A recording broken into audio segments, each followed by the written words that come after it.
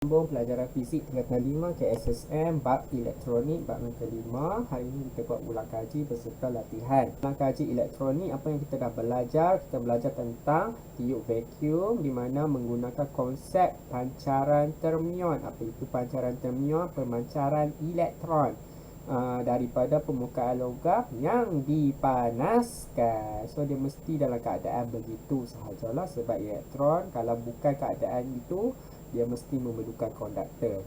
Kalau tak ada konduktor, maksudnya dalam keadaan vacuum lah. Kalau nak buat juga elektron tu mengalir dalam keadaan vacuum, kita kena panaskan permukaan logam. Penghasilan pancaran termion ni dia menghasilkan sinar katod. Sinar katod ni hanya dihasilkan apabila adanya anod lah. So dia kita boleh kaji sifat-sifat sinar katod ni dalam tiup pemesongan dan tiup palang nautis, di mana dalam tiup pemesongan dia boleh dipesongkan oleh medan elektrik ke arah positif, bermaksud sinar katod itu bercas negatif.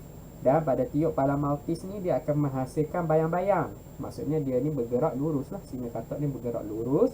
Dan juga bila kita dekatkan magnet, kutub magnet dekat palang nautis ni, dia juga dapat dipesongkan menggunakan petua tangan kiri Fleming. So maksud dekat sini dia boleh dipesongkan oleh medan magnet. Selain itu kita akan nampak bayang-bayang kan dekat skrin panel floor, dan cahaya hijau, cahaya neon lah, cahaya neon. Itu maksudnya dia mempunyai kesan berpendaflor. Dia menukarkan panel floor tu, skrin panel floor tu menukarkan tenaga kinetik elektron kepada tenaga cahaya. So kita boleh kira tenaga keupayaan elektrik sama dengan tenaga kinetik maksimum elektron itu berdasarkan prinsip keabadian tenaga. So EV sama dengan 1/2 mV kuasa 2, di mana kita boleh susun semula formula ini untuk mengira hala laju maksimum. So ni adalah dia punya formula dia lah. Okey, selepas tu kita belajar tentang semikonduktor. Semikonduktor kalau ikutkan dalam pelajaran elektrik, dia kerintangan dia rho. Rho dia adalah di antara konduktor dengan bukan konduktor.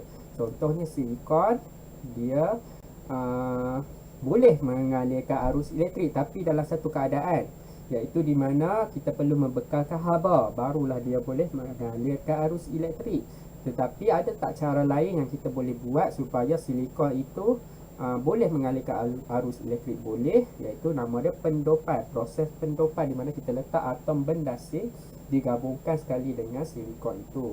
Ada dua jenis, trivalent dengan pentavalent. Trivalent 3 dengan 4, contohnya boron dengan silikon.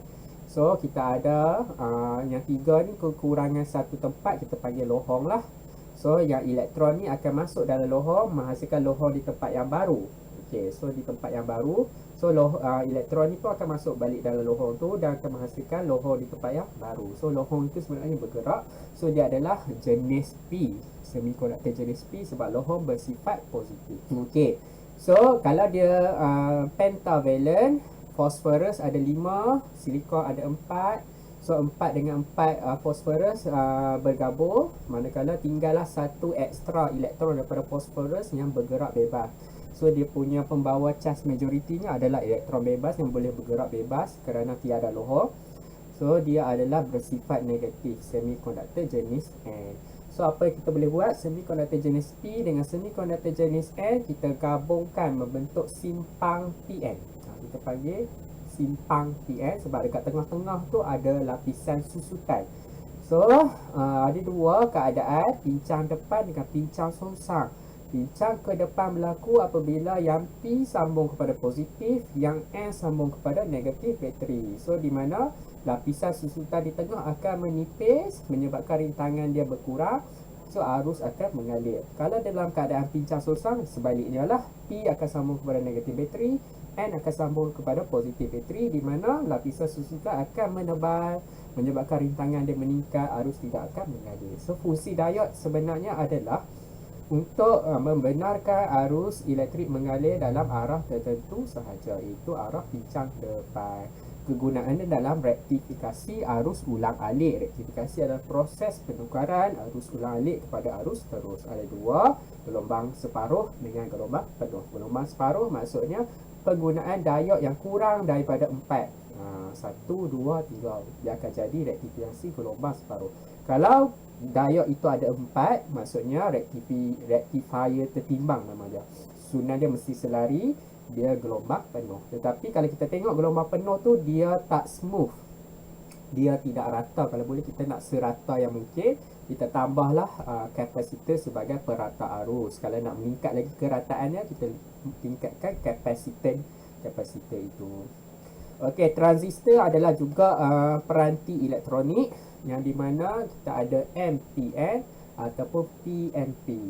So kegunaan dia ada 3, iaitu sebagai amplifier arus ataupun switch automatik dan juga sebagai pembahagi voltan. Pembahagi voltan ni secara tidak langsung lah. So switch automatik tu untuk kawalan cahaya dan kawalan suhu. Untuk kawalan cahaya kita guna LDR pada waktu malam ataupun waktu gelap, rintangan dia akan meningkat. Untuk kawalan suhu kita guna termistor pada waktu sejuk, rintangan dia akan meningkat.